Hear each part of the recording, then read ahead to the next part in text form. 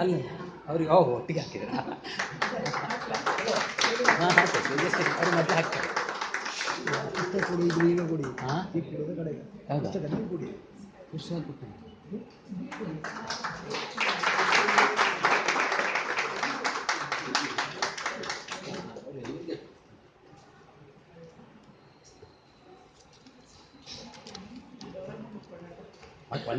ನಮ್ಮ ಫೋಟೋ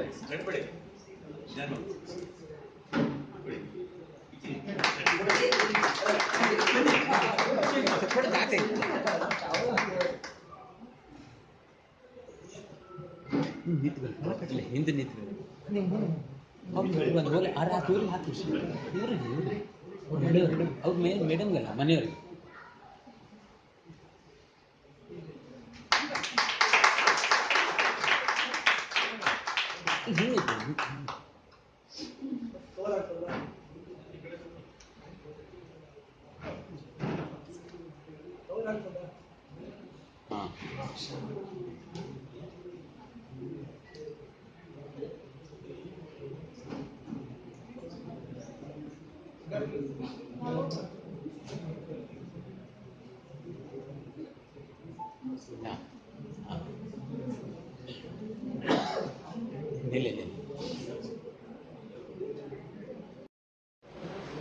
ಕೊಡವಾ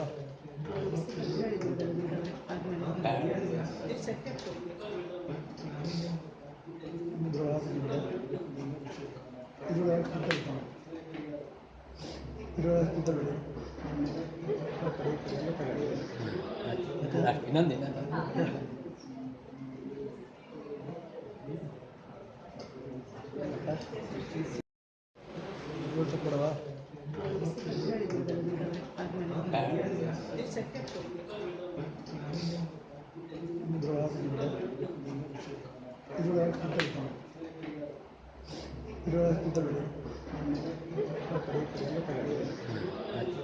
ಇನ್ನೊಂದು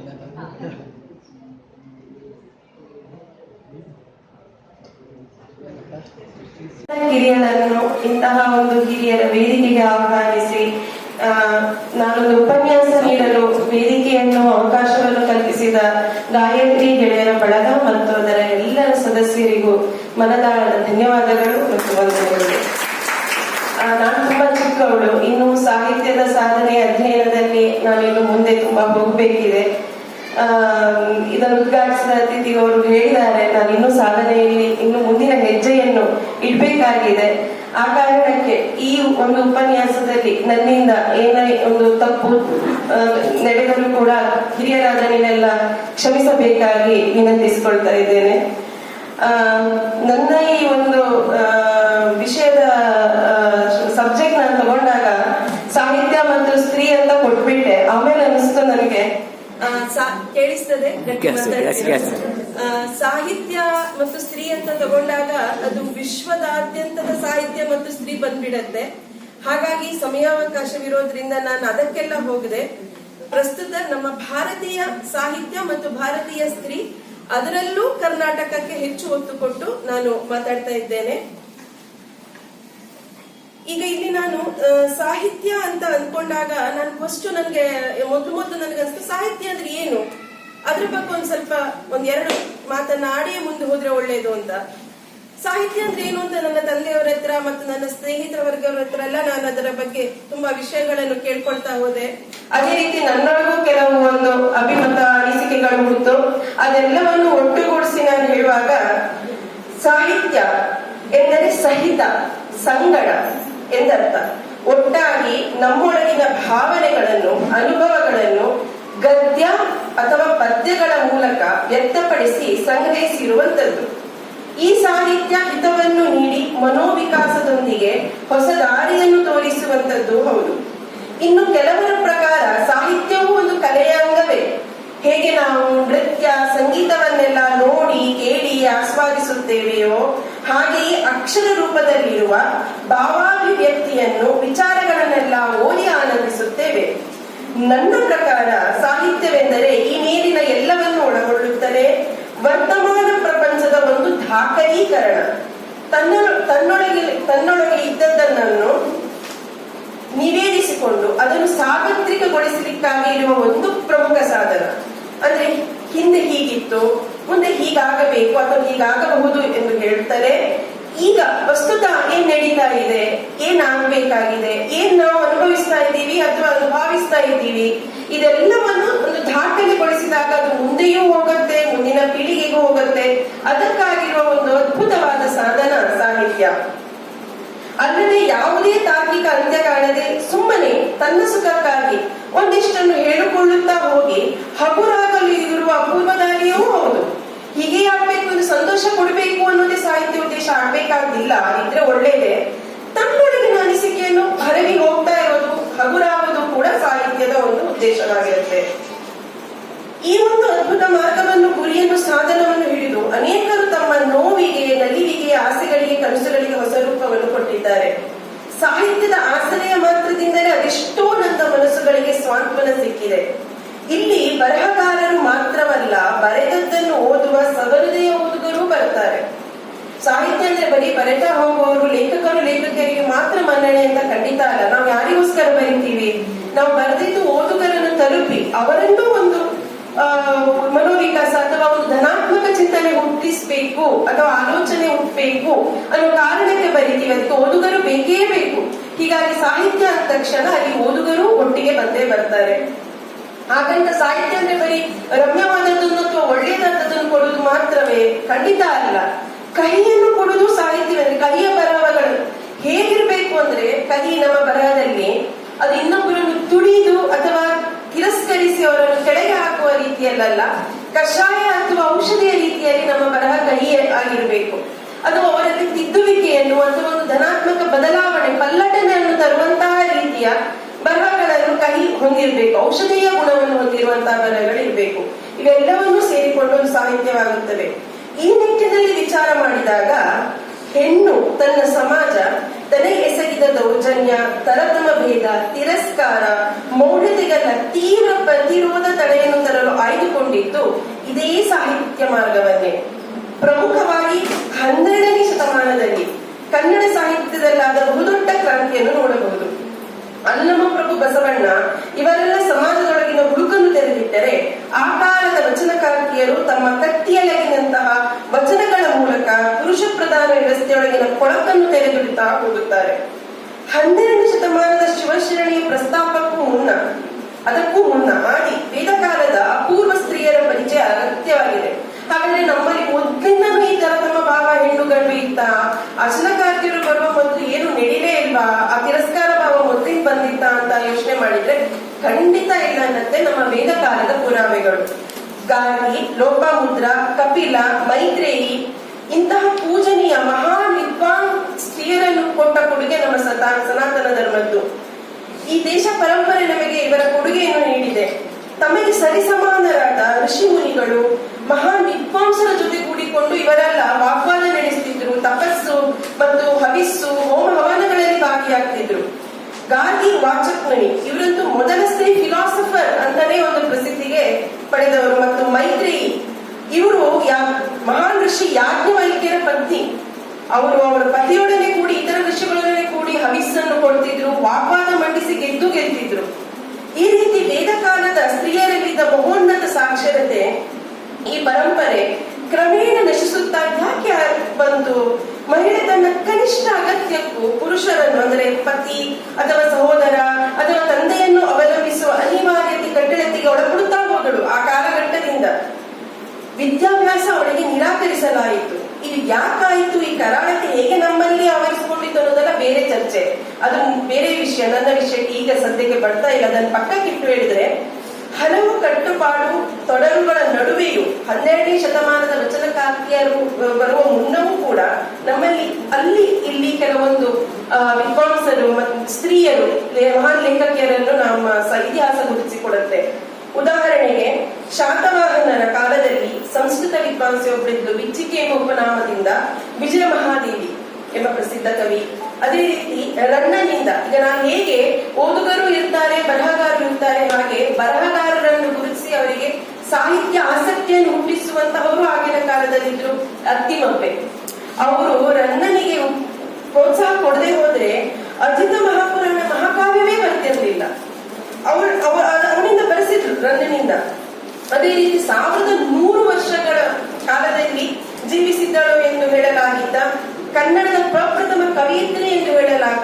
ಹಂಪನ ಸಮಸ್ಯೆಗಳು ಎಂಬ ಕೃತಿ ರಚಿಸಿದ್ದ ಕಂತಿ, ಹದಿಬದಿಯ ಧರ್ಮ ಎಂಬ ಕಾವ್ಯ ರಚಿಸಿದ ಸಂಚಿಯ ಹೊನ್ನಮ್ಮ, ಹೀಗೆ ಇವರೆಲ್ಲರೂ ಸ್ಮರಣೀಯರೇ.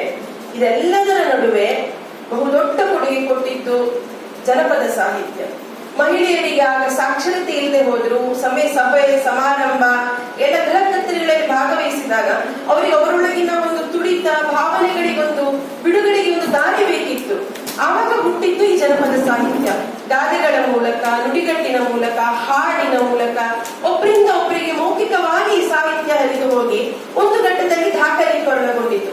ಎಷ್ಟೋ ಜನಪದ ಸಾಹಿತ್ಯಗಳು ಈಗ ನಮ್ಗೆ ಸಿಕ್ಕಲ್ಲ. ಯಾಕೆಂದ್ರೆ ಆ ಕಾಲದಲ್ಲಿ ಮಹಿಳೆಯರಿದ್ದ ಒಂದು ಅಕ್ಷರತೆಯ ಕೊರತೆ, ಅವರಿಗೆ ಬರ್ದಿಡಕ್ ಗೊತ್ತಾಗ್ತಾ ಇರಲಿಲ್ಲ, ಮೌಖಿಕವಾಗಿ ಹೇಳ್ಕೊಂಡು ಹೋಗ್ತಾ ಇದ್ರು. ಆ ಕಾರಣದಿಂದ ಎಷ್ಟೋ ಜನಪದ ಸಾಹಿತ್ಯಗಳು ಇಂದು ನಮ್ಗೆ ಲಭ್ಯವಾಗ್ತಾ ಇಲ್ಲ. ಗಾಂಧಿ, ಲೋಪಾಮುದ್ರಾ, ಮೈತ್ರಿಯಂತಹ ಅಪೂರ್ವ ಸಾಧನೆಯಿಂದ ಮಹಾನ್ ಮಹಿಳೆಯರು ಕಂಡಿದ್ದ ನಮ್ಮ ಸನಾತನ ಧರ್ಮ ಕಾಲಕ್ರಮೇಣ ಮತ್ತೆ ಕಾಲನ ಹೊಳೆತಕ್ಕೆ ಸಿಲುಕಿ ಬದಲಾವಣೆಗೆ ತುತ್ತಾಗಿ ಪುರುಷ ಪ್ರಧಾನ ಸಮಾಜವಾಯಿತು. ತೀವ್ರತರ ಸಾಮಾಜಿಕ ಕಟ್ಟುಪಾಡಿನ ಬೇಡಿಗೆ ಬಿದ್ದು ಒದ್ದಾಡುತ್ತಾ ತಮ್ಮೊಳಗಿನ ಕುದಿವ ಭಾವನೆಗಳನ್ನು ಹೊರಹಾಕಲು ದಾರಿ ಕಾಣದೆ ಕೆಂಗೆಟ್ಟು ಸ್ತ್ರೀಕುಲ ಕುಳಿತಾಗ ಕ್ರಾಂತಿಯ ಬೀಜವನ್ನು ಬಿತ್ತಿದವರು 12ನೇ ಶತಮಾನದ ವಚನಕಾರ್ತಿಯರು. ಅವರು ತೀವ್ರತರವಾಗಿ ತೀಕ್ಷ್ಣ ಪ್ರಮಾಣದ ಒಂದು ಭಾಷೆಯನ್ನು ಸಾಹಿತ್ಯಕ್ಕೆ ತಂದರು ವಚನಗಳ ಮೂಲಕ. ಈಗ ಪ್ರಮುಖ ವಚನಕಾರ್ತಿಯರು ಕ್ಲುಪ್ತವಾಗಿ ಹೇಳಬೇಕು ಅಂದ್ರೆ, ಮುಕ್ತಿ ಮಾರ್ಗಕ್ಕಿರುವುದು ಏಕೈಕ ದಾರಿ ಎಂದರೆ ಚನ್ನಮಲ್ಲಿಕಾರ್ಜುನನಲ್ಲಿ ಐಕ್ಯ ಹೊಂದುವುದು ಎಂದು ಸಾರಿ, ಸ್ವಯಂ ದೇಹ ಕಂಟಿದ ಬಟ್ಟೆ ಬರೆ ಇಹಲೋಕಗಳ ಬಟ್ಟೆ ಬರೆಯನ್ನು ಕಳಚಿ ಮಾನಸಿಕವಾಗಿ ತಾನು ಹೆಣ್ಣು ಎಂಬ ಸಂಕೋಚವನ್ನು ಮೀರಿ ಔನ್ನತ್ಯವನ್ನು ತೋರಿಸಿದ ದೈವದೊಳಗೆ ಲೀನಳಾಗಿ ಮುಕ್ತಳಾದವಳು ಅಕ್ಕ ಮಹಾದೇವಿ. ಲೌಕಿಕ ಬದುಕಿನ ನಶ್ವರತೆಯನ್ನು ತೆರೆದಿಡುತ್ತಲೇ ಮಲ್ಲಿಕಾರ್ಜುನನ ಉಪಾಸನೆಗೆ, ಮುಕ್ತಿಯ ಸಾಧನೆಗೆ, ಅರಿವಿನ ಬೆಳಕನ್ನು ಪಡೆಯುವುದಕ್ಕೆ ಗಂಡು ಮತ್ತು ಹೆಣ್ಣು ಎಂಬ ಭೇದವಿಲ್ಲ ಎಂದು ದಿಟ್ಟವಾಗಿ ಸಾರಿದವಳು ಅಕ್ಕ. ಆಕೆ ಒಂದು ವಚನ ನೋಡಿ ಪಾರಮಾರ್ಥಿಕ ಔನ್ನತ್ಯ ಏನು ಅಂತ ತೋರಿಸುತ್ತೆ. ಲೋಕದ ಚೇಷ್ಟೆಗೆ ರವಿ ಬೀಜವಾದಂತೆ ಕರಣಂಗಳ ಚೇಷ್ಟಕ್ಕೆ ಮನವೇ ಬೀಜ. ಎನಗುಳ್ಳದೊಂದು ಮನ, ಆ ಮನ ನಿಮ್ಮಲ್ಲಿ ಒಡವೆರೆದ ಬಳಿಕ ಎನಗೆ ಭವ ಉಂಟೇ ಚನ್ನಮಲ್ಲಿಕಾರ್ಜುನಯ್ಯ. ಅಂದ್ರೆ ಈ ಲೋಕದ ಎಲ್ಲ ಬದಲಾವಣೆಗೆ ಚೇಷ್ಟೆಗೆ ಸೂರ್ಯ ಅವನಿಲ್ಲದೆ ಸಾಧ್ಯವೇ ಇಲ್ಲ. ಅದೇ ರೀತಿ ಈ ಕಣ್ಣಿನ ಚಂಚಲತೆಗೆ ಕಾರಣ ನಮ್ಮ ಮನಸ್ಸು. ಈ ಒಂದು ನನಗಿರೋ ಮನಸ್ಸನ್ನೇ ಚನ್ನಮಲ್ಲಿಕಾರ್ಜುನ ನಿಂತು ಕೊಟ್ಟ ಮೇಲೆ ನನಗೆ ಇದೆಲ್ಲ ತಾಗತ್ತೆ ಈ ಭವದ ಕೇಡು. ಎಂತ ಪಾರಮಾರ್ಥಿಕ ಔನ್ನತ್ಯ, ಆ ಸರಿಸಮಾನ ಪುರುಷನ ಆಧ್ಯಾತ್ಮಿಕ ಪ್ರಪಂಚಕ್ಕೆ ಆಗ ಇದ್ದ ಒಂದು ಸಮಗಟ್ಟಿಗೆ ಅದನ್ನು ಮೀರಿದ ಒಂದು ಆಧ್ಯಾತ್ಮಿಕ ಪರಂಪರೆಯನ್ನು ಕಟ್ಟಿಕೊಡ್ತಾಳೆ ಅಕ್ಕ ಮಹಾದೇವಿ. ಅದೇ ರೀತಿ ಶರಣೆಯರಾದ ಗೊಗ್ಗೆವ, ಮುಕ್ತಾಯಕ್ಕ, ವಚನಕಾರರಾದ ಅಲ್ಲಮ ಪ್ರಭು, ಬಸವಣ್ಣ ಇವರೆಲ್ಲ ಸ್ತ್ರೀ ವಿಮೋಚನೆಗೆ, ಸ್ತ್ರೀಯರಲ್ಲಿ ಆಗ್ತಾ ಇರುವ ಒಂದು ತರತಮ ಭೇದ, ಅವರಲ್ಲಿ ಆಗ್ತಾ ಆ ಕಾಲಘಟ್ಟದಲ್ಲಿದ್ದ ಒಂದು ಮೌಢ್ಯವನ್ನು ತೆರೆದಿಡ್ಲಿಕ್ಕೆ ತುಂಬಾ ವಚನವನ್ನು ತೆಗೆದುಕೊಟ್ಟಿದ್ದಾರೆ. ದೊಡ್ಡ ಸಾಮಾಜಿಕ ಕ್ರಾಂತಿಯನ್ನು ಹುಟ್ಟಿ ಹಾಕಿದ್ರು. ಹಾಗಾದ್ರೆ ವಚನಕಾರ್ತಿಯರ ಮುಂಚೆ ನಮ್ಮ ವ್ಯವಸ್ಥೆಯಲ್ಲಿ ಈ ಒಂದು ಹೆಣ್ಣು ಮತ್ತು ಗಂಡಿಗೆ ಈ ಒಂದು ಮೇಲು ಕೀಳುವ ಭಾವ ಇತ್ತ ಅಂತ ಕೇಳಿದ್ರೆ ಅದು ಇಲ್ಲ ಅಂತ ತೋರಿಸತ್ತೆ ನಮ್ಮ ಸನಾತನ ಧರ್ಮ. 8ನೇ ಶತಮಾನದಲ್ಲಿ ಅದ್ವೈತ ಒಂದು ಸಿದ್ಧಾಂತದ ಪ್ರತಿಪಾದಕರಾದ ಶಂಕರಾಚಾರ್ಯರು, ಶ್ರೀಮದ್ ಶಂಕರಾಚಾರ್ಯರು ತಮ್ಮ ಸೌಂದರ್ಯ ಲಹರಿಯಲ್ಲಿ ಒಂದು ಶ್ಲೋಕ ಹೇಳ್ತಾರೆ. ಅದೇನಂದ್ರೆ, ಶಿವಶಕ್ತ್ಯಾಯುಕ್ತೋ ಯದಿ ಭವತಿ ಶಕ್ತ ಪ್ರಭವಿತುಂ ನ ಚೇದೇವಂ ದೇವೋ ನ ಖಲು ಕುಶಲಃ ಸ್ಪಂದಿತುಮಪಿ ಅತಸ್ತ್ವಾಂ ಆರಾಧ್ಯಾಂ ಹರಿಹರ ವಿರಿಂಚಾದಿಭಿರಪಿ ಪ್ರಣಂತುಂ ಸ್ತೋತುಂ ವಾ ಕೃತಮ ಕೃತ ಪುಣ್ಯ ಪ್ರಭವತಿ. ಇದರ ಅರ್ಥ ಏನಂದ್ರೆ, ಶಿವ ಮತ್ತು ಶಕ್ತಿ ಇಬ್ಬರು ಒಂದೇ, ಇಬ್ರು ಪರಸ್ಪರ ಪೂರಕ. ಶಿವನಿಗೆ ಶಿವೆ ಅಂದ್ರೆ ಶಕ್ತಿಯೇ ಆಧಾರ, ಶಕ್ತಿಗೆ ಶಿವನೇ ಆಧಾರ. ಇವರಿಬ್ಬರ ಸಮಾನತೆಯಿಂದ ಸೃಷ್ಟಿಯ ಒಂದು ಉದ್ಭವವಾಗತ್ತೆ. ಯಾರು ಮೇಲು ಮತ್ತು ಯಾರು ಕೀಳಲ್ಲ. ಈ ಒಂದು ಭಾವ ಔನ್ನತ್ಯವನ್ನು ಕೊಟ್ಟಿದೆ ನಮ್ಮ ಸನಾತನ ಪರಂಪರೆ. ಆದ್ರೆ ಮನುಷ್ಯರಾದ ಹುಲುಮಾನವರಾದ ನಾವು ಈ ತರತಮ ಭಾವವನ್ನು ಈ ಪುರುಷ ಸಮಾಜದ ಪ್ರಧಾನ ವ್ಯವಸ್ಥೆಯನ್ನೇ ಬೆಳೆಸಿಕೊಂಡ ಹೋದ್ರು. ಅದು ಮತ್ತು ಉಲ್ಬಣಗೊಂಡಾಗ ಒಂದು ಕ್ರಾಂತಿಕಾರಿ ವಚನಕಾರ್ತಿಯರು ಹುಟ್ಟಿಕೊಂಡು ಸ್ವಲ್ಪ ಸುಧಾರಣೆಗೆ ತುಂಬಾ ಸಶಕ್ತವಾಗಿ ತಮ್ಮ ಕೊಡುಗೆಯನ್ನು ಕೊಡ್ತಾ ಹೋದ್ರು. ಅದೇ ರೀತಿ 16ನೇ ಶತಮಾನದಲ್ಲಿ, ಇದೇ 12ನೇ ಶತಮಾನದ ನಂತರ ಮತ್ತೆ 13ನೇ ಶತಮಾನದಲ್ಲಿ ಮತ್ತೆ ಪುನಃ ಈ ತರತಮ ಭಾವ ಬೆಳೆದು ಬಿಡಿತು. ವಚನಕಾರ್ತಿಯರು ಬಿತ್ತಿದ ಬೀಜ ಬೆಳಿಲೇ ಇಲ್ಲ, ಸಮಾಜ ಒಪ್ಪಿಕೊಳ್ಳೇ ಇಲ್ಲ ಬೆಳೆದಾಗೆ. ಆದ್ರೆ 16ನೇ ಶತಮಾನದಲ್ಲಿ ಬಂದ ಉತ್ತರ ಭಾರತದಲ್ಲಿ ಮೀರಾಬಾಯಿ, ಆಕೆ ಈ ಲೌಕಿಕ ಸುಖವನ್ನೆಲ್ಲ ತಿಳಿದು ಮತ್ತೆ ಭಕ್ತಿಯ ಮಾರ್ಗದಲ್ಲಿ ಭಕ್ತಿ ಕೀರ್ತನೆಗಳನ್ನು ತಾದಾತ್ಮ್ಯವನ್ನು ನಮ್ಮನಿಗೂ ಭಕ್ತಿ ಹುಟ್ಟಿಸುವಂತ ಗಿರಿಧರ ಗೋಪಾಲ ಬೇರೆ ಗಿರಿಧರ ಗೋಪಾಲ ಅಂತ ಹೇಳಿಕೊಂಡು ಹೋಗಿಬಿಡ್ತಾಳೆ. ಅವಳು ಕೂಡ ಒಂದು ಕ್ರಾಂತಿಯನ್ನು ಹುಟ್ಟಿಸಿ ಹಾಕಿದವಳೆ. ಇನ್ನೊಂದು ನಾವು ಮರಿಬಾರದು, ಹರಿದಾಸಿಯರು ಏನಂದ್ರೆ ಅವರು ಕ್ರಾಂತಿಕಾರಿ ವಚನಕಾರ್ತಿಯರಾಗಿ ಆಕ್ರೋಶವನ್ನು ಬಿತ್ತಿದವರಲ್ಲ.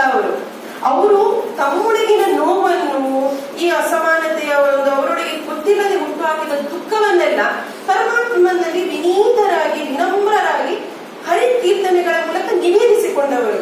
ಹರಪನಹಳ್ಳಿ ಭೀಮವ್ವ, ಸಾತ್ರಿ ಗಿರಿಯಮ್ಮ, ಒರೆಬಾಯಿ ಲಕ್ಷ್ಮಮ್ಮ, ತುಂಬಾ ಜನ ಇದ್ದಾರೆ ಹರಿದಾಸಿಯರು.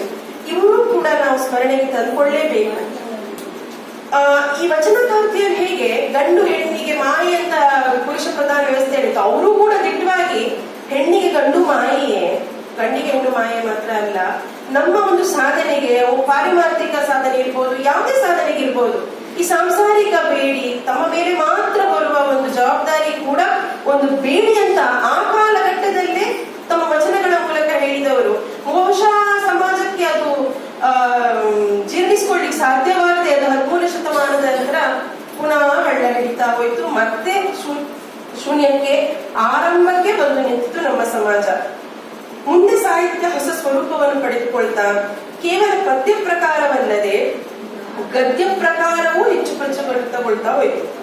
ಸತಿಗೆ ಪತಿಯೇ ದೈವ, ಹೌದು ನಿಜ ಹೇಳ್ತಾರೆ, ಸರ್ವಸ್ವ ಇದೆಲ್ಲ ಕಟ್ಟಳೆ ಆಗಿತ್ತು ಸಮಾಜ.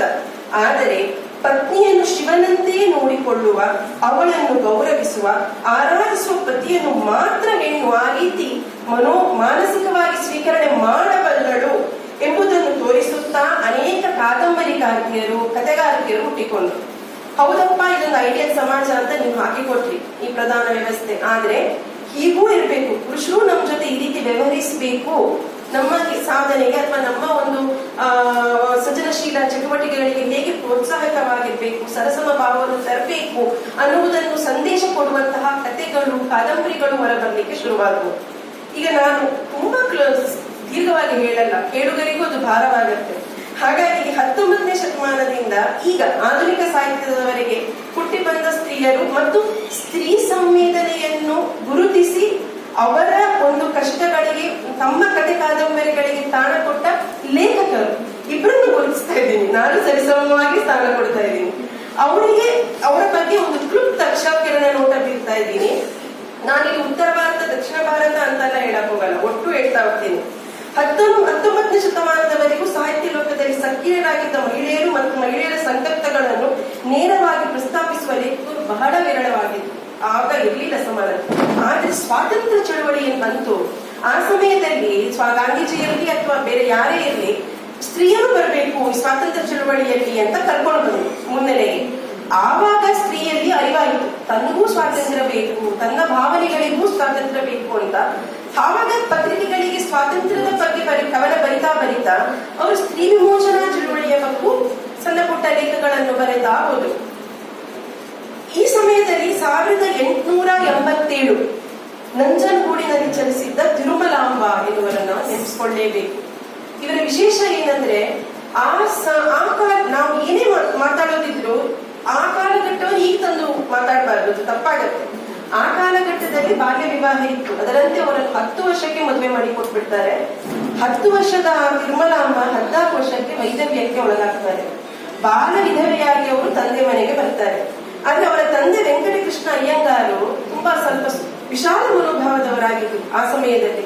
ಅವರು ವಿದ್ಯಾಭ್ಯಾಸಕ್ಕೆ, ಓದುವಿಕೆಗೆ ಮಗಳಿಗೆ ಪ್ರೋತ್ಸಾಹಿಸ್ತಾರೆ. ಅವಳಿಗೊಂದು ಸಮಾಧಾನ ಪುನರ್ವಿವಾಹ ಆಗ ಯೋಚನೆ ಮಾಡುವ ಒಂದು ಕಾಲಘಟ್ಟ ಅಲ್ಲ, 1887 ಮೇಲೆ ನಾನು ಮಾತಾಡ್ತಾ ಇರೋದು. ಸೊ ಅವರು ಮಗಳಿಗೆ ಓದಕ್ಕೆ ಪ್ರೋತ್ಸಾಹ ಕೊಡ್ತಾರೆ.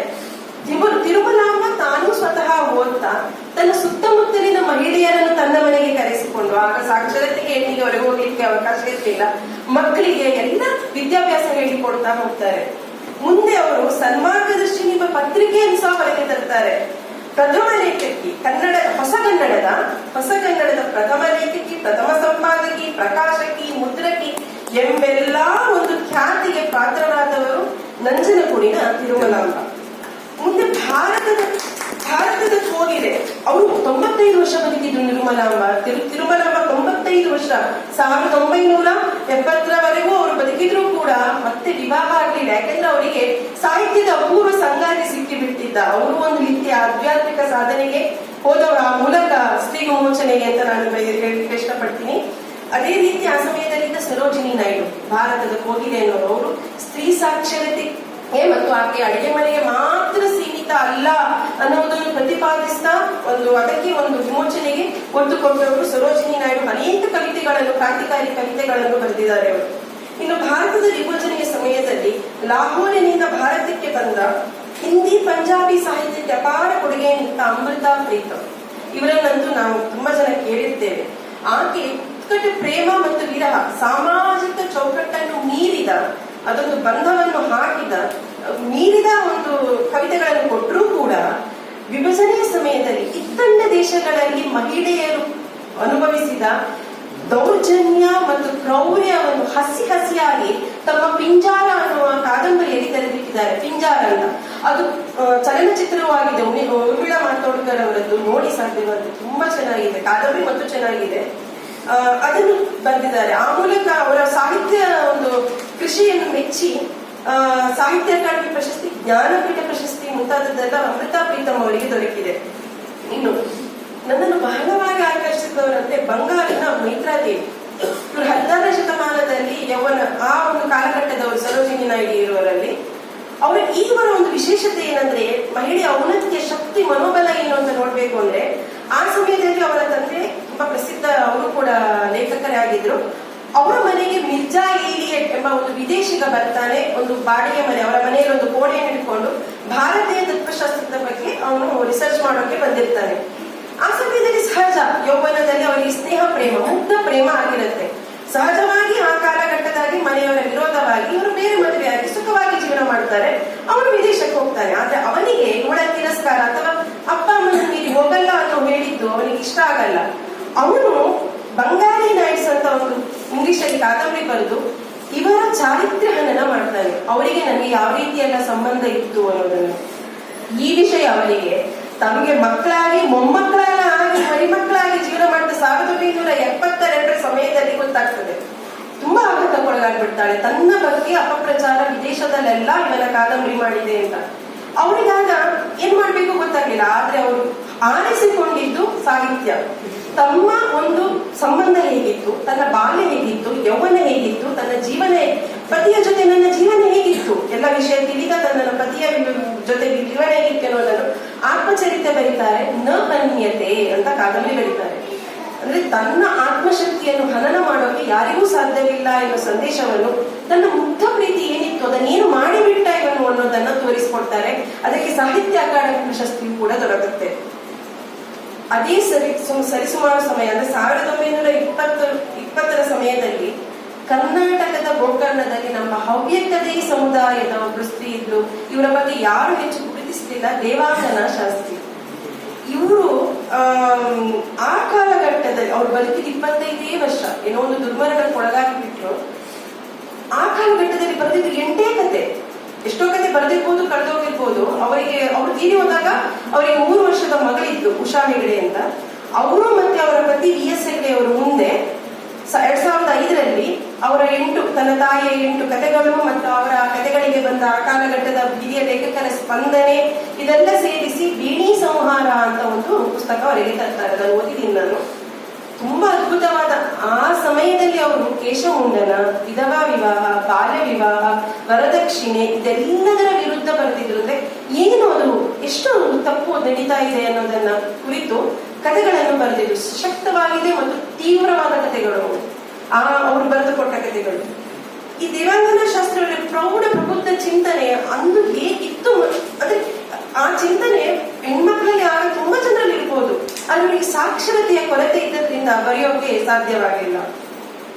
ಮುಂದೆ ಸ್ವಾತಂತ್ರ್ಯ ಪೂರ್ವ ಮತ್ತು ಸ್ವಾತಂತ್ರ್ಯ ಕಾಲದಲ್ಲಿ ಸಾಮಾಜಿಕ ಪಿಡುಗುಗಳಾಗಿದ್ದ ವರದಕ್ಷಿಣೆ, ಬಾಲ್ಯ ವಿವಾಹ, ವಿಧವಾ ವಿವಾಹ, ಹೆಣ್ಣಿನ ಸಾಂಸಾರಿಕ ಬವಣೆ, ಹೀಗೆ ಇಂತಹ ವಸ್ತುಗಳನ್ನೇ ಪ್ರಧಾನವಾಗಿ ಇಟ್ಟುಕೊಂಡು ಜನಪ್ರಿಯ ಕಾದಂಬರಿಗಳನ್ನಿದ್ದ ತ್ರಿವೇಣಿ ಇವರು 20ನೇ ಶತಮಾನದ ಪ್ರಮುಖ ಕಾದಂಬರಿಗಾರ್ತಿಯಲ್ಲೋರ್ವರು.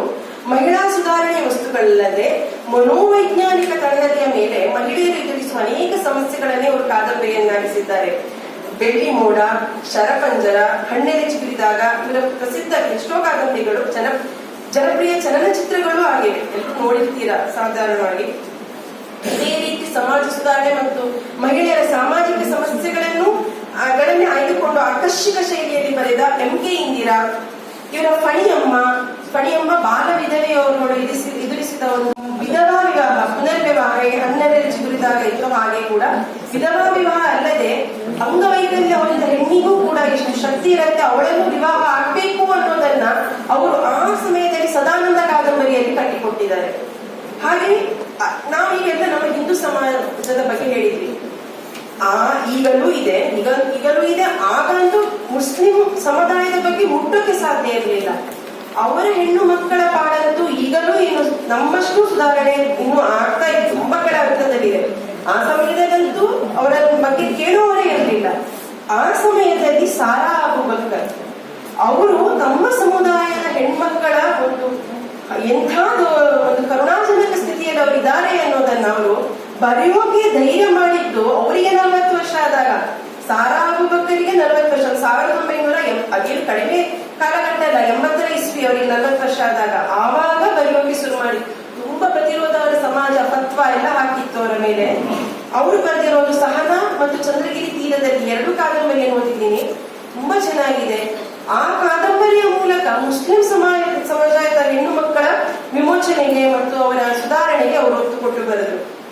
ಉಷಾ ನವರತ್ನ, ವಾಣಿ, ಸಾಯಿಸುತ್ತೆ ಇವರೆಲ್ಲ ಸಾಮಾಜಿಕ ಕಾದಂಬರಿಯನ್ನು ಬರೆದವರೇ ಕೂಡ ಮತ್ತು ಜನಪ್ರಿಯತೆ ಅದರಿಂದ ಪಡೆದವರು ಈಗಲೂ ಕೂಡ ಅವರು ಪ್ರಸ್ತುತವಾಗಿ ತುಂಬಾ ಜನಪ್ರಿಯತೆಯನ್ನು ಗಳಿಸಿದ್ದಾರೆ. ಇನ್ನು ಕೇರಳದ ಕಮಲಾ ದಾಸ್, ಅವರ ವೈಯಕ್ತಿಕ ಜೀವನ ಯಾವುದೇ ವಿವಾದಾತ್ಮಕವಾಗಿದ್ರೂ ಕೂಡ ಅವರ ಒಂದು ಸಾಮಾಜಿಕ ಕೇರಳದ ಕಟ್ಟುಪಾಡುವಿನ ವಿರುದ್ಧ ಅವರು ತೀಕ್ಷ್ಣವಾಗಿ ಬರೆದು ಪ್ರತಿರೋಧ ತೋರಿದವರು. ಇನ್ನು ದಿನಕ್ಕೊಂದು ಕಥೆಗಳನ್ನು ಯಾರು ಓದಿಲ್ಲ. ಮಕ್ಕಳ ಸಾಹಿತ್ಯಕ್ಕೆ ತುಂಬಾ ಬಹುದೊಡ್ಡ ಕೊಡುಗೆ ಕೊಟ್ಟವರು ಅನುಪಮಾ ನಿರಂಜನ್. ಇವರು ಮಕ್ಕಳ ಸಾಹಿತ್ಯಕ್ಕೆ ಮಾತ್ರವಲ್ಲ, ಹೆಣ್ಣಿನ ಮುಟ್ಟು ಮತ್ತೆ ಬಾಣಂತನ ಮತ್ತು ಸ್ತನಪಾನದ ಸಮಯದಲ್ಲಿ ಅವಳು ಎದುರಿಸುವ ಸಮಸ್ಯೆಗಳು, ಇದರೆಲ್ಲದರ ಕುರಿತು ಕಾದಂಬರಿಗಳನ್ನು ವೈಜ್ಞಾನಿಕವಾಗಿ, ಅವರು ಸ್ವತಃ ವೈದ್ಯರಾಗಿದ್ದರಿಂದ ಅನೇಕ ಕಾದಂಬರಿ ಲೇಖನ ಮತ್ತು ಪುಸ್ತಕಗಳನ್ನು ಬರೆದಿದ್ದಾರೆ. ಅನುಪಮಾ ನಿರಂಜನ್ ಗದ್ಯ ಸಾಹಿತ್ಯಕ್ಕೆ ಇವರು ಕೊಟ್ಟ ಕೊಡುಗೆ ಬಹಳ ದೊಡ್ಡದು. ಹಾಗೆ ನನ್ನನ್ನು ಆಮೇಲೆ ಹೆಣ್ಣಿನ ಮನೋಕ್ಲೇಶವನ್ನು, ಒಳ ಹೊರಗಣ ಪ್ರಪಂಚವನ್ನು, ಅವಳ ಭಾವಲಹರಿಯನ್ನು ತುಂಬಾ ಸೂಕ್ಷ್ಮವಾಗಿ, ಯಾವುದೇ ಒಂದು ದಿಟ್ಟತನ ಮತ್ತೆ ಅಥವಾ ಕ್ರಾಂತಿಕಾರಿಯಾಗಿ ಬರೆಯದೆ ರೇಷ್ಮೆಯ ಶಾಲಿನಲ್ಲಿ ತುಂಬಾ ದೊಡ್ಡ ದೊಡ್ಡ ಗುಂಡುಗಳನ್ನು ಇಟ್ಟು ಹೊಡೆದವರು ವೈದೇಹಿಯವರು. ಇವರ ಕಥೆಗಳೇ ನನ್ನನ್ನು ಬರಹ ಪ್ರಪಂಚಕ್ಕೆ 2000 ಸಮಯದಲ್ಲಿ ತಂದಿತ್ತು. ಕುಂದ್ರಾಪುರ ಶೈಲಿಯಲ್ಲಿ ಅವರು ಅವರ ಸುತ್ತಮುತ್ತಲಿನ ಪರಿಸರವನ್ನು ಕಟ್ಟಿಕೊಟ್ಟು ಕಥೆ ಬರೆದಿದ್ದನ್ನು ಓದ್ತಾ, ನಾನು ಹವ್ಯಕ ಭಾಷೆಯಲ್ಲಿ ಬಳಸ್ಕೊಂಡು ಹವ್ಯಕ ಸಮುದಾಯದ ಕಥೆಗಳನ್ನು, ಸ್ತ್ರೀಯರ ವಿವಿಧ ಸಮಸ್ಯೆಗಳನ್ನು ಬರಿಬಹುದಲ್ಲ ಅನ್ನಿಸ್ತು. ಅವರ ಕಥೆಯ ವೈಶಿಷ್ಟ್ಯ ಹೇಗಂದ್ರೆ, ನಿಮ್ಗೆ ಒಂದು ಮಹತ್ತನ್ನು ತುಂಬಾ ಕಿರಿದಾಗಿ ಮತ್ತು ಸಂಕೀರ್ಣತೆಯನ್ನು ಸರಳವಾಗಿ ದಾಟಿಸ್ತಾರೆ ಅವರ ಕಥೆ. ಅವರ ಒಂದೊಂದು ಕಥೆಯು ಒಂದೊಂದು ಬೃಹತ್ ಕಾದಂಬರಿ ಆಗುವ ವಸ್ತು ಉಳ್ಳದ್ದು. ಪುಟ್ಟಮ್ಮತ್ತೆ ಮತ್ತು ಮೊಮ್ಮಗಳು, ಗುಲಾಬಿ ಟಾಕೀಸು, ಹಕ್ಕಿಲ್ಲದವರು, ಹೀಗೆ ಅನೇಕ ಪ್ರಸಿದ್ಧ ಕಥೆಗಳನ್ನು ಅಲೆಗಳ ಅಂತರಂಗದ ಸುಳಿಯಲ್ಲಿ ತುಂಬಾ ತುಂಬಾ ವಿಶೇಷ ಕಥೆಗಳನ್ನು ಅವರು ನೀಡಿದ್ದಾರೆ. ಕನ್ನಡದ ಮೊಟ್ಟಮೊದಲ ವಿಮರ್ಶಕಿ ಎನ್ನುವ ಹೆಮ್ಮೆಗೆ ಪಾತ್ರರಾಗಿರುವ ವಿಜಯಾ ದಬ್ಬೆ ಬಂಡಾಯ ಸಾಹಿತ್ಯದ ಮೂಲಕ ಪುರುಷ ಪ್ರಧಾನ ವ್ಯವಸ್ಥೆಯನ್ನು ತೀವ್ರವಾಗಿ ಧಿಕ್ಕರಿಸಿ ಸ್ತ್ರೀಯರ ಜ್ವಲಂತ ಸಮಸ್ಯೆಗಳನ್ನು ಅಕ್ಷರ ರೂಪದ ಉಡಿಯಲ್ಲಿ ಬೇಯಿಸಿ ಕಥೆಗಳನ್ನು ಬರೆದ ಗಂಡಸರು ಎಂಬ ಕಥೆ ತುಂಬಾ ಪ್ರಸಿದ್ಧಿ ಪಡೆದಿತ್ತು ಆ ಕಾಲದಲ್ಲಿ. ಅದನ್ನು ಬರೆದ ವೀಣಾ ಶಾಂತೇಶ್ವರ ಮತ್ತು ತಮ್ಮ ಖಡಕ್ ಜವಾರಿ ಶೈಲಿಯ ಬರಹಗಳಿಂದ ಸಾಹಿತ್ಯ ಲೋಕದಲ್ಲಿ ಹೆಸರು ಮಾಡಿದ ಗೀತಾ ನಾಗಭೂಷಣ್ ಓದುಗರ ಎದೆಗೆ ಗುಂಡು ತಾಗುವಂತೆ ನೇರ ಹಸಿ ಹಸಿಯಾಗಿ ರೈತ ಹೆಣ್ಣು ಮಕ್ಕಳ ಒಂದು ಹೊಲದಲ್ಲೂ ಮತ್ತು ಅಡುಗೆ ಮನೆಯಲ್ಲೂ ಹೇಗೆ ಬೇಯ್ತಾರೆ ಅವರು ಅನ್ನೋದನ್ನು ಕವನಗಳ ಮೂಲಕ ಕಟ್ಟಿಕೊಟ್ಟ, ಅದರಲ್ಲಿ ರಚಿಸುವುದರಲ್ಲಿ ನಿಪುಣರಾದ ಶ್ರೀಮತಿ ಲಲಿತಾ ಸಿದ್ದಬಸವಯ್ಯ. ಕಜ್ಜಾಯ ನಾಸುವಂತಹ ಉತ್ತರ ಕರ್ನಾಟಕದ ಲೇಖಕಿ, ಕಜ್ಜಾಯ ನಾಸುವಂತಹ ಶ್ರೇಷ್ಠ ಕೃತಿಗಳನ್ನು ಕೊಟ್ಟ ಸುನಂದ ಬೆಳಗಾಂಕರ್. ಗುಳೆಯಿತ್ತು ಹೋದಾಗ ಗೋವಾದಿಂದ ಹೇಗೆ ಗೌಡ ಸಾರಸ್ವತರು ಗುಳೆಯಿತ್ತು ಬಂದ್ರು ಪೋರ್ಚುಗೀಸರ ದೌರ್ಜನ್ಯಕ್ಕೆ, ಆ ಸಮಯದಲ್ಲಿ ಮಹಿಳೆಯರ ವಲಸೆ ಬರುವಾಗ ಅವರ ಮೇಲೆ ಏನೇನು ಸಮಸ್ಯೆಗಳು ಎದುರಾಗ್ತವೆ ಎನ್ನುವುದನ್ನು ವೈವಸ್ವತ ಕಾದಂಬರಿಯಲ್ಲಿ ತೋರಿಸಿದ ರೇಖಾ ಕಾಕ ಆಮೇಲೆ ಹೆಣ್ಣಿನ ದಾಂಪತ್ಯದಲ್ಲಿ ಸೂಕ್ಷ್ಮವಾಗಿ ಹೊಡೆಯೋದು, ಬಡಿಯೋದು, ಬೈಯೋದು ಮಾತ್ರ ದೌರ್ಜನ್ಯ ಅಲ್ಲ, ತೀವ್ರ ನಿರ್ಲಕ್ಷ್ಯ, ಒಂದು ನಿರ್ಭಾವಕತನ, ಸ್ಪಂದನೆಯನ್ನೇ ಕೊಡದೇ ಇರೋ ಪತಿಯಿಂದ ಹೆಣ್ಣು ಯಾವೆಲ್ಲ ಸಮಸ್ಯೆಗಳನ್ನು ಅನುಭವಿಸ್ತಾ ಇರ್ತಾಳೆ ಹೇಳಿಕೊಳ್ಳೋಕ್ಕೂ ಆಗದೆ ಇರೋಲ್ಲ. ಏನ್ ಚೆನ್ನಾಗಿರ್ತಂದ್ರೆ ನನಗೆ ಹೊಡಿತಾನ ಈಗ ಕೇಳ್ಬಿಡತ್ತೆ. ಆದ್ರೆ ಏನೇನ್ ಸಮಸ್ಯೆ ಇದ್ದಿರುತ್ತೆ ಅನ್ನೋದನ್ನು ತೋರಿಸಿಕೊಟ್ಟಿದ್ದಾರೆ ತುಳಸಿ ವೇಣುಗೋಪಾಲ್. ಇವರಿಗಿಲ್ಲ ನಮ್ಮ ನಡುವೆ. ನನ್ನ ಒಂದು ಕಥಾ ಸಂಕಲನಕ್ಕೆ ಅವರು ಮುನ್ನುಡಿಯನ್ನು ಬರೆದಿದ್ರು, ತುಳಸಿ ವೇಣುಗೋಪಾಲ್. ಅದೇ ರೀತಿ ಹೆಣ್ಣಂದ್ರೆ ಬರೀ ಒಂದು ಸ್ತ್ರೀ ಸಮಸ್ಯೆಯ ಬಗ್ಗೆ ಮಾತ್ರ ಬರೆಯೋಳಲ್ಲ, ರಾಜಕೀಯ ಕಾದಂಬರಿಗಳನ್ನು ಬರೆಯಬಲ್ಲಳು ಅಂತ ಹೇಳಿ ತೋರಿಸಿಕೊಟ್ಟವರು ಶ್ರೀಮತಿ ಲತಾ ಬುದ್ಧಿ. ಕರಿನೀರು ಅನ್ನೋರ ಬೃಹತ್ ಕಾದಂಬರಿ, ಸ್ವಾತಂತ್ರ್ಯದ ಸಮಯದಲ್ಲಿ ನಡೆದ ಕರಿನೀರು ಶಿಕ್ಷೆಯ ಕುರಿತು ಬರೆದ್ರೆ, ಅವರ ಇತ್ತೀಚಿನ ಕಾದಂಬರಿ ಚದುರಂಗ ತುರ್ತು ಪರಿಸ್ಥಿತಿಯ ಸಮಯದಲ್ಲಾದ ರಾಜಕೀಯ ಪಲ್ಲಟಗಳನ್ನು ತೆರೆದಿಡುತ್ತೆ. ಎರಡು ಓದಿದ್ದೀನಿ. ಶ್ರೀಮತಿ ಲತಾ ಬುದ್ಧಿ ಇವರು ಉತ್ತರ ಕರ್ನಾಟಕ ಮತ್ತೆ ಇದು ಆ ಕಡೆ ಭಾಷೆಯನ್ನು ತುಂಬಾ ಸಮರ್ಥಕವಾಗಿ ರುದ್ರಾಪುರ, ಉಳುವಿ ಈ ಒಂದು ಪ್ರದೇಶದ ಚಿತ್ರಣವನ್ನು ಅವರು ಕೊಡ್ತಾರೆ. ಅದೇ ರೀತಿ ನೇಮಿಚಂದ್ರ ಬದುಕು ಬದಲಿಸಬಹುದು ಎನ್ನುವ ಒಂದು ಪುಸ್ತಕ ಬರೆದಿದ್ದಾರೆ.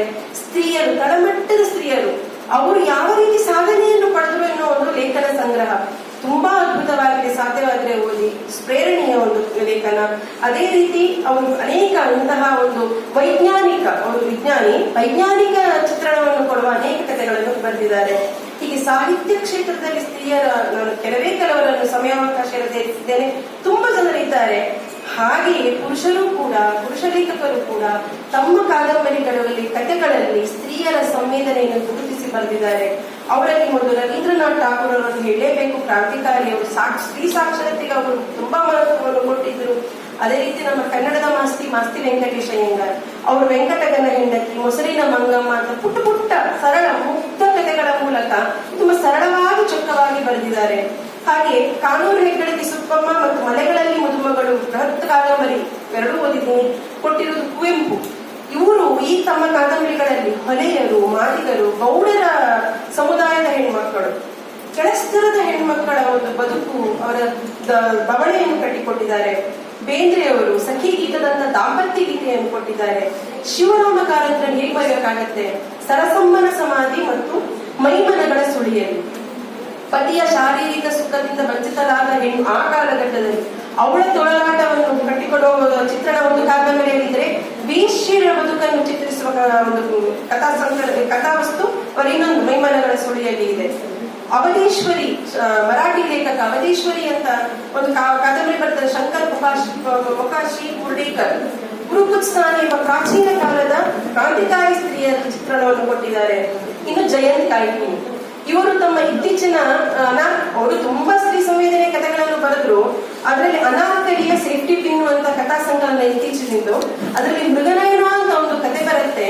ಅದರಲ್ಲಿ ಒಂದು ಸ್ತ್ರೀ ಪಾರಮಾರ್ಥಿಕಕ್ಕೆ ಹೋಗಿ ಬಿಡ್ಬೇಕು ಅಂತ, ಪತಿ ಒಳ್ಳೆ ಪತಿ, ಮಗು ಎಲ್ಲ ಇದೆ, ಅವಳ ತುಳಿತ ಪುಂಡರಾಪುರದ ವಾರೆಯಲ್ಲಿ ಕಳೆದೋಗ್ಬೇಕು ಅಂತ ಒಂದಿನ ರೊಟ್ಟಿ ತಟ್ಟಿ ಪತಿಗೆ ಮಾಡಿಟ್ಟು ಮನೆ ಮುಂದೆ ನಿಂತು ವಾರಿ ಹೋಗುವುದನ್ನು ನೋಡ್ತಾ ಅವಳು ಅದರೊಳಗೆ ಹೋಗೇ ಬಿಡ್ತಾಳೆ, ಕಳೆದೋಗ್ಬಿಡ್ತಾಳೆ ಪಂಡ್ರಾಪುರದಲ್ಲಿ. ಅವಳಿನ ಪತ್ನಿಯನ್ನು ಅಲ್ಲಿ ನೋಡಿದೆ, ಪಂಡ್ರಾಪುರದಲ್ಲಿ ನೋಡಿದೆ ಅಂತ ಪತಿಗೆ ಬಂದು ಹೇಳ್ತಾರೆ. ಅವನು ಹುಡುಕುವ ಕೆಲಸ ಮಾಡ್ತಾನೆ ಇರ್ತಾನೆ. ಒಂದು ಘಟ್ಟದಲ್ಲಿ ಪತಿಗೂ ಅರ್ಥ ಆಗತ್ತೆ ಅವಳ ತುಡಿತ ಬೇರೆ ಇತ್ತು, ಸಾಂಸಾರಿಕ ಅಲ್ಲ ಅಂತ. ಅವನು ಮಾನಸಿಕವಾಗಿ ಅವಳನ್ನು ಅಲ್ಲಿ ಲೀನವಾಗೋಕೆ ಬಿಟ್ಟು ಬಿಡ್ತಾನೆ, ಅಂದ್ರೆ ಹುಡುಕುವ ಇದು ಬಿಡ್ತಾನೆ. ಪತಿ ಕೂಡ ಯಾವ ರೀತಿ ಒಪ್ಪಿಕೊಳ್ತಾನೆ ತನ್ನ ಪತ್ನಿಯ ಒಂದು ತುಡಿತವನ್ನು ಅನ್ನೋದು ತುಂಬಾ ಚೆನ್ನಾಗಿ ಕಟ್ಟಿಕೊಟ್ಟಿದ್ದಾರೆ ಈ ಮೃಗನಯನ ಎನ್ನುವ ಕಥೆಯಲ್ಲಿ. ಕೊನೆಯ ಘಟ್ಟಕ್ಕೆ ಇಲ್ಲಿ ನಾನು ಸಮಯದ ಪರಿಗಣನೆಯೊಂದಿಗೆ ಬಹಳ ಸಂಕ್ಷಿಪ್ತವಾಗಿ ನಮ್ಮ ಸಾಹಿತ್ಯದ ಮೂಲಕ ಸಾಧನೆಗಿದ್ದ ಸ್ತ್ರೀಯರನ್ನು, ತಮ್ಮ ಬದುಕಿನ ಸಂಕಷ್ಟಗಳನ್ನು ಪರಿಧಿಯನ್ನು ದಾಟಿ ಸಾಧನೆಗಿದ್ದ ಮಹಿಳೆಯರ ಕೆಚ್ಚನ್ನು ಗುರುತಿಸಿ ಸ್ಪಂದಿಸಿದ ಲೇಖಕರ ಹೆಸರುಗಳನ್ನಷ್ಟೇ ಉಲ್ಲೇಖಿಸಿದ್ದೇನೆ. ಪ್ರಸ್ತುತ ಕಾಲಘಟ್ಟದಲ್ಲಿ ಸ್ತ್ರೀಯರಿಗೆ ಹೊಸ ಆಯಾಮವನ್ನು, ಮುಕ್ತ ನಿಲ್ದಾಣವನ್ನು ಕಲ್ಪಿಸಿದೆ. ಈ ವಾಟ್ಸಪ್, FB ಮುಂತಾದ ಸೋಷಿಯಲ್ ಮೀಡಿಯಾದಲ್ಲಿ ಹೆಣ್ಮಕ್ಳು ಪತ್ರಿಕೆಯಲ್ಲಿ ಅವರದ್ದು ಪ್ರಕಟ ಆಗಿ ಅದ್ಯಾರೋ ಓದಿ ಸ್ಪಂದಿಸುವವರಿಗೆ ಕಾಯ್ಬೇಕಾಗಿಲ್ಲ. ವಾಟ್ಸಪ್ ಗ್ರೂಪ್ಗಳಲ್ಲಿ, FB ಅಲ್ಲಿ ಅವರು ತಮ್ಮ ಒಂದು ಮನಸ್ಸಿನ ನಿವೇದನೆಯನ್ನು ಹನಿಗವನ, ಕಥೆ, ಲೇಖನದ ಮೂಲಕ ಬರೆದು ಪ್ರಕಟಿಸಬಹುದು. ವಿಶೇಷವಾಗಿ ಹಳ್ಳಿಯ ಹೆಣ್ಮಕ್ಳಿಗೆ ಇದು ಒಳ್ಳೆಯ ತಾಣವಾಗಿದೆ. ಒಂದು ವಸ್ತು ಕೊಟ್ಟು ಅದರ ಮೇಲೆ ಬರಹ ರಚಿಸೋಕೆ ಟಾಸ್ಕ್ ಕೊಡ್ತಾ ಇರ್ತಾರೆ, ಅವರು ಅದರಲ್ಲಿ ಸೃಜನಾತ್ಮಕ ಕ್ರಿಯೆಗಳನ್ನು ಮಾಡ್ತಾ ಇರ್ತಾರೆ. ವಿದೇಶದಲ್ಲಿ, ನಗರಗಳಲ್ಲಿ ಕೂತವರು ಅದನ್ನು ಓದಿ ಕೂಡಲೇ ಸ್ಪಂದನೆ ಕೊಡ್ತಾರೆ, ಅವಳಲ್ಲಿ ಪ್ರೋತ್ಸಾಹ ಕೊಡ್ತಾರೆ. ಇದೊಂದು ಮುಕ್ತ ವಾತಾವರಣ. ಕೆಟ್ಟ ಪರಿಣಾಮ ಎಲ್ಲಾ ವಿಷಯದಲ್ಲೂ ಇದ್ದೇ ಇರುತ್ತೆ. ಅದನ್ನು ನಾವು ಬಿಟ್ಟು ಒಳ್ಳೆಯದನ್ನು ಸ್ವೀಕರಿಸ್ತಾ ಹೋದ್ರೆ ಇದೊಂದು ಬಹಳ ಒಳ್ಳೆಯ ಒಂದು ನಿಲ್ದಾಣ, ಹೆಣ್ಣಿನ ಒಂದು ನಿವೇದನೆಗೆ, ಆಕೆಯ ಒಂದು ಭಾವನೆಗಳ ಅಭಿವ್ಯಕ್ತಿಗೆ ಎನ್ನುವುದು ನನ್ನ ಅಭಿಮತ. ಹೀಗೆ ಹಿಂದಿನಿಂದ ಇಂದಿನವರೆಗೂ ಸಾಹಿತ್ಯ ಸ್ತ್ರೀಗೊಂದು ಆತ್ಮಬಲ, ಮನೋಧೈರ್ಯವನ್ನು ನೀಡುವ, ಆ ಮೂಲಕ ತನ್ನ ಸುತ್ತಲಿನ ಬಂಧಗಳಿಂದ ಬಿಡುಗಡೆ ಹೊಂದುವ ಒಂದು ಅತ್ಯದ್ಭುತ ಮಾರ್ಗ ಹಾಗೂ ಸಾಧನವಾಗಿದೆ ಎಂಬುದು ನಿಸ್ಸಂಶಯ. ನಮ್ಮ ಸಾಹಿತ್ಯವು ಸ್ತ್ರೀಯರ ಸಮಾನತೆ ಸಾಧನೆಗಳ ಗುರುತಿಸುವಿಕೆಯ ನಿಟ್ಟಿನಲ್ಲಿ ಹೆಚ್ಚೆಚ್ಚು ಆಲೋಚಿಸುವಂತಾಗಿದೆ. ಈಕೆ ಬರೆದರೆ ಕೇವಲ ಅಡುಗೆ ಮನೆ ಸಾಹಿತ್ಯ, ಆತ ಬರೆದರೆ ಮಾತ್ರ ಶ್ರೇಷ್ಠ ಮೌಲ್ಯಯುತ ಎಂಬೆಲ್ಲ ಭಾವ ಈಗಲೂ ಸಾಕಷ್ಟು ನಮ್ಮ ನಡುವೆ ಹರಿದಾಡುತ್ತಿರುವಾಗ ಅವೆಲ್ಲ ಭಾವಗಳು ಲಿಪ್ತಗೊಳ್ಳಲಿ. ಮಹಿಳೆಯೊಳಗಿನ ಪುರುಷ, ಪುರುಷನೊಳಗಿನ ಸ್ತ್ರೀ ಹೊರಬಿಟ್ಟು ಸಾಹಿತ್ಯ ಶ್ರೀಮಂತಗೊಳ್ಳಲಿ ಎಂದು ಹಾರೈಸುವೆ. ಮೊದಲೊಮ್ಮೆ ನನಗೆ ಈ ಒಂದು ವೇದಿಕೆಯನ್ನು ಅವಕಾಶವನ್ನಿತ್ತ ಉಪನ್ಯಾಸಕ್ಕೆ ಒಂದು ಅವಕಾಶ ಮಾಡಿಕೊಟ್ಟ ಗಾಯತ್ರಿ ಬಳಗಕ್ಕೆ ಧನ್ಯವಾದ ಅರ್ಪಿಸ್ತಾ ನಾನು ಅವಳೊಂದು ಹೆಣ್ಣು ಸೃಷ್ಟಿಗವಳೆ ಕಣ್ಣು, ತಿದ್ದುವಳು ಸಂಸಾರದ ಹುಣ್ಣು, ನೀಗುವಳು ಹೊಟ್ಟೆಯ ಹಸಿಮನು, ಗರ್ಭದಲ್ಲಿಟ್ಟು ಕಾಯುವಳು ವಂಶದ ಕುಡಿಗಳನ್ನು, ಮರೆಯದಿರಿ ನಿಮ್ಮ ಜನ್ಮದಾತೆಯು ಒಂದು ಹೆಣ್ಣು, ಸಾಹಿತ್ಯ ರಚನೆಯಲ್ಲೂ ಹೆಣ್ಣು ಮುಂದು.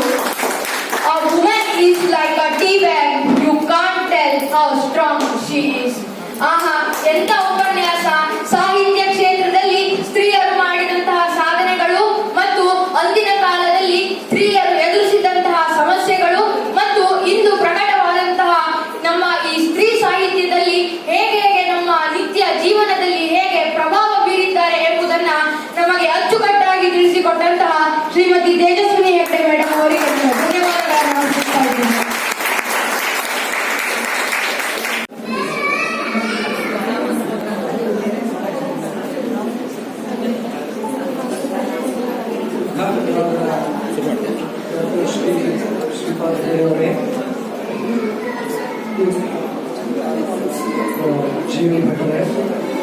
ಸರಿ ಹಾಗೂ ಉಪನ್ಯಾಸಕಾರರಾದ ಶ್ರೀಮತಿ ತೇಜಸ್ವಿನಿ ಹೆಗಡೆ ಮತ್ತು ಎಲ್ಲ ವಿದ್ಯಾರ್ಥಿನಿಯರಿಗೆ ಮತ್ತು ಸಾಹಿತ್ಯಾಸಕ್ತ ಇವತ್ತಿನ ಉಪನ್ಯಾಸ ಶ್ರೀಮತಿ ತೇಜಸ್ವಿನಿ ಹೆಗಡೆಯವರ ಅಂತಿಮ ಪರಿಚಯ ಮಾಡಲಿದ್ದೇನೆ. ಇವರು ಮೂಲತಃ ಉತ್ತರ ಕನ್ನಡದಲ್ಲಿ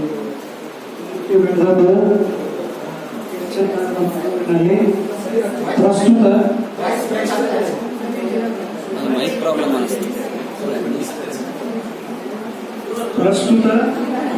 ಬೆಂಗಳೂರಿನಲ್ಲಿ ವಾಸ. ಮಂಗಳೂರಿನ ಕೆನರಾ ಡಿಗ್ರಿ ಕಾಲೇಜಿನಿಂದ BSc, ನಂತರ ಮೈಸೂರು ಕರೆಂಟ್ ಆಯ್ತು ಬರ್ತದೆ.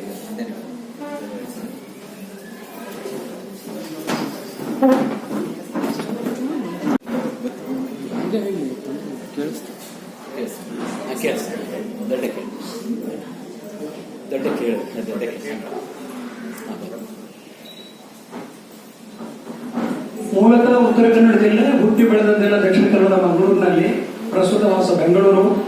ಮಂಗಳೂರಿನ ಕೆನರಾ ಡಿಗ್ರಿ ಕಾಲೇಜಿನಿಂದ BSc ಮುಗಿಸಿದ ನಂತರ ಮೈಸೂರು ಮುಕ್ತ ವಿಶ್ವವಿದ್ಯಾಲಯದಲ್ಲಿ ಕನ್ನಡ ಸಾಹಿತ್ಯದಲ್ಲಿ MA ಮಾಡಿ ಅವರು DTP ಮತ್ತು ಫೋಟೋಶಾಪ್ ಕೋರ್ಸ್ ಕೂಡ ಮಾಡಿದ್ದಾರೆ. ಸಾಹಿತ್ಯದ ಅಭಿರುಚಿ ಮೊದಲಿನಿಂದಲೂ ಅವರಿಗಿತ್ತು. ಅವರ ಸಾಹಿತ್ಯದ ಕೃಷಿಯ ಬಗ್ಗೆ ಹೇಳುವುದಂದ್ರೆ ಸಾಹಿತ್ಯದ 5 ಕ್ಷೇತ್ರಗಳಲ್ಲಿ ಸತತವಾಗಿ ಅವರು ಸೇವೆ ಸಲ್ಲಿಸಿದ್ದಾರೆ. ಅವರ ಕವನ ಸಂಕಲನಗಳು 2, ಚಿಗುರು ಮತ್ತು ಪ್ರತಿಬಿಂಬ.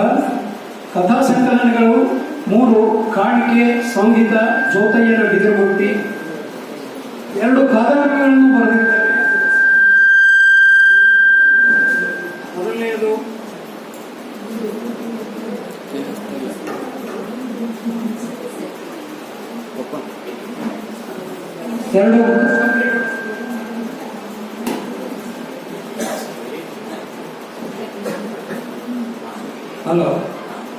ಎರಡು ಕಾದಂಬರಿಗಳನ್ನು ಕೂಡ ಬರೆದಿದ್ದಾರೆ.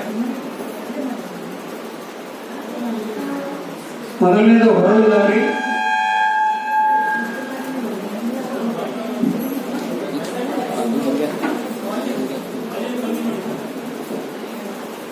ಎರಡು ಕಾದಂಬರಿಗಳನ್ನು ಬರೆದಿದ್ದಾರೆ. ಮೊದಲನೇದು ಹೊರಳು ಎರಡನೇದು ಹಂಸಯಾನ. ಉದಯವಾಣಿಯಲ್ಲಿ ಅಂಕಣಗಳನ್ನು ಬರೆಯುತ್ತಿದ್ದರು. 2017 ಅವರು ತನ್ನ ತಾನಾದ ಅಂಕಣವನ್ನು ಬರೆದು ಅದನ್ನು ಪುಸ್ತಕ ರೂಪದಲ್ಲಿ ಕೂಡ ಬಿಡುಗಡೆ ಮಾಡಿದ್ದಾರೆ. ವಿಖ್ಯಾತರ ವ್ಯಕ್ತಿಚಿತ್ರ ಮಾಲೆಯಡಿಯಲ್ಲಿ ಅಬ್ರಹಾಂ ಲಿಂಕನ್ ಕುರಿತು ಕೂಡ ಅವರು ಪುಸ್ತಕವನ್ನು ಬರೆದಿದ್ದಾರೆ. ಅವರಿಗೆ ಹಲವಾರು ಪ್ರಶಸ್ತಿ ಹಾಗೂ ಬಹುಮಾನಗಳು ಕೂಡ ದೊರೆತಿವೆ. ಹೊರಳುದಾರಿ ಕಾದಂಬರಿ ಸ್ಪರ್ಧೆಯಲ್ಲೇ ಪ್ರಥಮ ಬಹುಮಾನ.